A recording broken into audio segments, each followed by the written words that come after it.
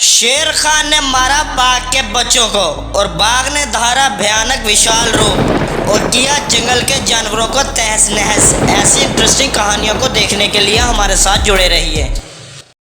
गाय और भालू खाई पर पानी पी रहे थे, तभी इन्हें पानी में बड़ी ही हलचल महसूस होती है।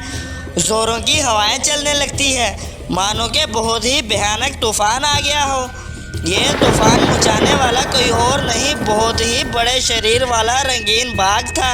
बाघ जंगल के पेड़ पौधे तोड़ता हुआ आगे बढ़ रहा था।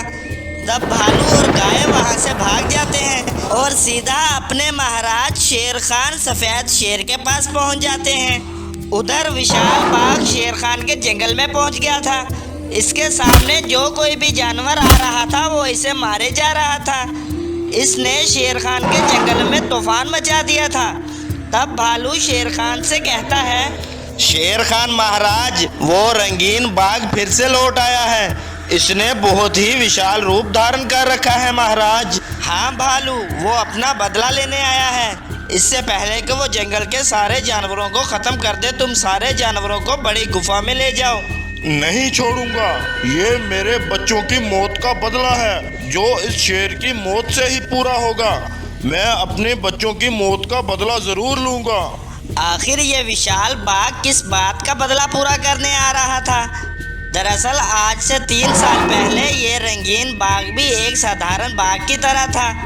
इसके यहाँ 2 बच्चे पैदा होते हैं और इसकी पत्नी बच्चों का जन्म होते ही मर जाती है। तब से यही बाघ अपने बच्चों की देखभाल कर रहा था और इन्हें ही अपना जीवन मान लिया था। लेकिन एक दिन शेर खान वो दोनों बच्चों पर हमला कर देता है और इन्हें जान से मार डालता है। तभी शेर को ये सब करते बाघ ने देख लिया था। शेर खान, तुमने मुझसे मेरा जीवन छीन लिया है। तुम्हें इसका बदला बहुत ही भारी पड़ेगा। और आज ये विशाल बाघ अपना ये रूप लेकर अपने बच्चों का बदला लेने आया था और शेर खान बहुत ही परेशान था। शेर खान अपने कुछ सिपाहियों को साथ लेकर जंगल जाकर देखता है तो वहाँ बाघ ने बहुत ही तबाही मचा दी थी। शेर खान ये सब देखकर बहुत ही उदास हो गया था। उधर शेर खान का बच्चा अकेला ही नदी पर पानी पीने जा रहा था। तभी विशाल बाघ इसके पास आकर इससे कहता है, बेटा, तुम कहाँ जा रहे हो? तुम कौन हो? मैं तो तुम्हें नहीं जानता। बेटा, तुम मुझे अपना दोस्त ही समझो। आओ, मैं तुम्हें एक बहुत ही अच्छी जगह लेकर जाता हूँ। तब ऐसे ही विशाल बाघ इस बच्चे को भला फुसलाकर अपने साथ ले जाता है और इसे जान से मार डालता है। उधर शेर खान अपनी गुफा में पहुंचता है तो वहाँ उसका बेटा ही नहीं था। अब शेर खान और भी ज्यादा परेशान हो जाता है और अपने सिपाहियों से कहता है, मेरा बेटा कहाँ गया? कहाँ गया मेरा बेटा? ये काम जरूर उस विशाल बाघ का ही है। अब मुझे उसका सामना करना ही होगा, चाहे वो मुझे जान से ही क्यों ना मार दे, लेकिन मुझे अब इसे सारी सच्चाई बतानी होगी। तब शेर खान जंगल के चौराहे पर जाके खड़ा हो जाता है और जोर जोर से बोलने लगता है, विशाल बाघ, तुम यहाँ कहीं भी हो, जल्दी आओ। मैं चौराहे पर खड़ा तुम्हारा इंतजार कर रहा हूँ। तभी विशाल बाघ एक तरफ से बड़ी तेजी से आता है और शेर खान पर हमला कर देता है। तुम मुझे जान से मारना चाहते हो तो मार दो, लेकिन इससे पहले तुम्हें सच्चाई जानना जरूरी है। कैसी सच्चाई? मैंने सब अपनी आंखों से देखा था। तुमने अपनी आंखों से तो सब देखा था, लेकिन तुम फिर भी सच्चाई से बेखबर हो। जिस दिन तुम्हारे 2 बेटे पैदा हुए, उस दिन मेरे पास एक जादुई पंखों वाला महाराज शेर आया था। उस शेर ने तुम्हारे बच्चों की मुझे सारी भविष्यवाणी बताई। देखो शेर खान, आज तुम्हारे जंगल में 2 बाघों का जन्म हुआ है। वो तुम्हारे जंगल के लिए बहुत ही खतरनाक साबित होंगे। जल्द ही वो जंगल के जानवरों पर आग बरसाने लगेंगे। इससे पहले कि वो जंगल के जानवरों को खत्म कर दे, तुम्हें कोई फैसला करना होगा। वो बच्चे जिंदा रहते तो तुम और मैं, यहाँ तक के जंगल का कोई भी जानवर जिंदा ना होता। इसीलिए मुझे उन दोनों को मारना ही पड़ा। विशाल बाघ जब ये सारी सच्चाई जानता है तो वो अपनी गलती पर बड़ा ही शर्मिंदा होता है। मुझे माफ कर दो शेर खान। अपने बच्चों को खोने का गम मुझसे बेहतर और कौन जान सकता है। इसीलिए मैंने तुम्हारे बेटे को मारा नहीं था। तो फिर विशाल बाघ शेर खान को उसका बेटा सौंप देता है और फिर खुद हमेशा के लिए उस जंगल से चला जाता है। तो दोस्तों, ये थी आज की विशाल बाघ की स्टोरी। अगर स्टोरी अच्छी लगी हो तो वीडियो को लाइक कर दें। वीडियो अच्छी लगी है तो वीडियो को लाइक करें और चैनल को सब्सक्राइब करें और साथ में बने बेल के आइकन को दबाएं ताकि मेरी हर नई आने वाली वीडियो की नोटिफिकेशन आपको सबसे पहले मिले।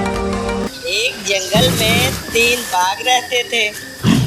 एक सफ़ेद और बाकी के 2 साधारण थे। वो तीनों भाई बड़े ही जालिम और खूंखार थे। वो तीनों मिलकर जंगल में राज करते थे। इनका जब मन करता वो जंगल के किसी भी जानवर का शिकार कर लेते थे और वो पूरे जंगल में बड़े मजे कर रहे थे। जंगल के सारे जानवर इनकी दहशत से बड़े डरे हुए थे।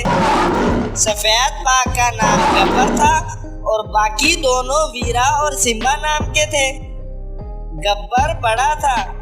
जंगल में कोई भी जानवर ऐसा नहीं था जो इनका मुकाबला कर सके।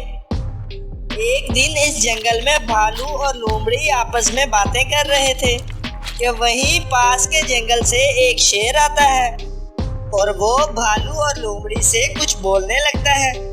तभी भालू कहता है, तुम एक अच्छा काम कर रहे हो। हम दोनों तुम्हारा इस काम में जरूर साथ देंगे, पर ये काम बड़ा ही खतरनाक है। इसमें तुम्हारी जान भी जा सकती है। तब से शेर इन तीनों बाघों पर नजर रखे हुए था। एक दिन गब्बर और वीरा पास के जंगल जा रहे थे। तभी गब्बर अपने छोटे भाई सिम्बा से कहता है, अरे छोटू, हम शाम तक वापस आ जाएंगे, तब तुम अपना ख्याल रखना। ठीक है भाई, आप चिंता मत करें और आप भी अपना ख्याल रखना। यूं गब्बर और वीरा वहां से चले जाते हैं और वहीं पास खड़ा शेर ये सब कुछ देख रहा था। फिर कुछ देर बाद शेर सिम्बा की गुफा के पास जाता है। तब सिम्बा सो रहा था। तब शेर सिम्बा के खाने में जहर मिला देता है और वहां से चला जाता है। तब इस जहर से अनजान सिम्बा वो जहर वाला खाना खा लेता है और वहीं मर जाता है। शेर और लोमड़ी मरे हुए सिम्बा को वहां से हटा देते हैं।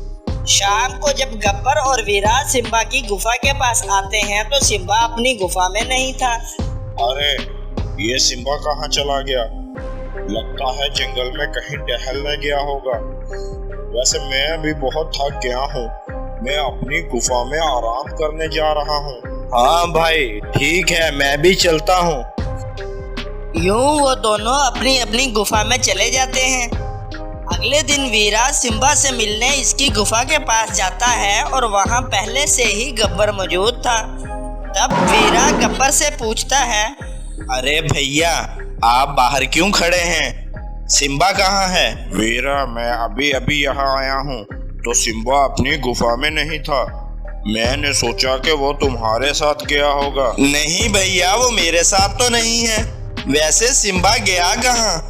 चलो ठीक है, देखते हैं। मैं इस दिशा में उसे ढूंढने जाता हूँ, तुम इस दिशा में जाओ। तब वो दोनों सिम्बा को ढूंढने अलग अलग दिशाओं में निकल पड़ते हैं। सिम्बा को ढूंढते हुए वीरा बहुत दूर निकल जाता है और वो थककर एक पेड़ के नीचे खड़ा था। तभी कुछ दूर खड़े लोमड़ी और हाथी आपस में बातें कर रहे थे।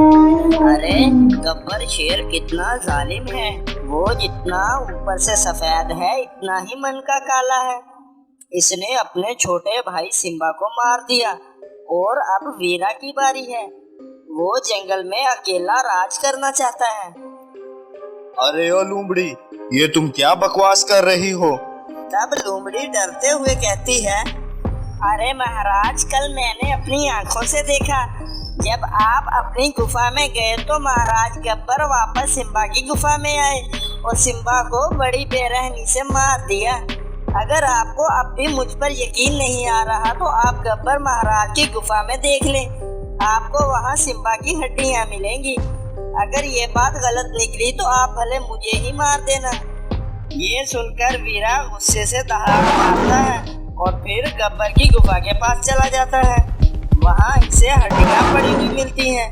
हड्डियों को देखकर वीरा गुस्से से लाल पीला हो जाता है। अरे गब्बर, तेरे दिल में इतनी लालच कि तूने अपने भाई को भी ना छोड़ा। तुम इस कदर गिर जाओगे ये तो मैंने सपने में भी नहीं सोचा था। इससे पहले कि तुम मुझे मारो मैं तुम्हें नहीं छोड़ूंगा। ये कहकर वीरा गब्बर को ढूंढते हुए निकल पड़ता है। उधर गब्बर को भी लोमड़ी ने वीरा के खिलाफ भड़का दिया था। इसे भी वीरा की गुफा में हड्डियां मिलती हैं और वो दोनों बदले की आग में एक दूसरे को ढूंढते हुए एक दूसरे के सामने आ जाते हैं और एक दूसरे से लड़ने लगते हैं। और वो इतना लड़ते हैं कि लड़ते लड़ते वहीं मर जाते हैं। इन दोनों को मरा हुआ देखकर जंगल के सारे जानवर बहुत खुश हो जाते हैं। तभी शेर बोलता है, माँ पिताजी, आज जाकर मेरा वचन पूरा हुआ है। मैंने इस जंगल को इन भाइयों से आजाद करा दिया है। अरे पिछली बार तो तुमने इस जंगल को बचाने की बात की थी, अब ये वचन कैसा? तुम कौन हो? इनसे पहले मेरे पिताजी इस जंगल के राजा थे। इस जंगल में खुशियां ही खुशियां थी। तब ये ना जाने तीनों भाई कहां से आ गए और इन्होंने मेरे माता पिता को मार दिया। तब से मैंने अपने माता पिता को वचन दिया था कि मैं एक दिन इस जंगल को इन भाइयों से जरूर आजाद कराऊंगा। आज जाकर मेरा वचन पूरा हो गया। उसी दिन से शेर इस जंगल का राजा बन जाता है और सभी जानवर इसकी प्रजा बनकर खुशी खुशी से जंगल में रहने लगते हैं। वीडियो को लाइक करें और चैनल को सब्सक्राइब करें और घंटी का निशान को दबाएं ताकि मेरी हर नई आने वाली वीडियो की नोटिफिकेशन आपको सबसे पहले मिले।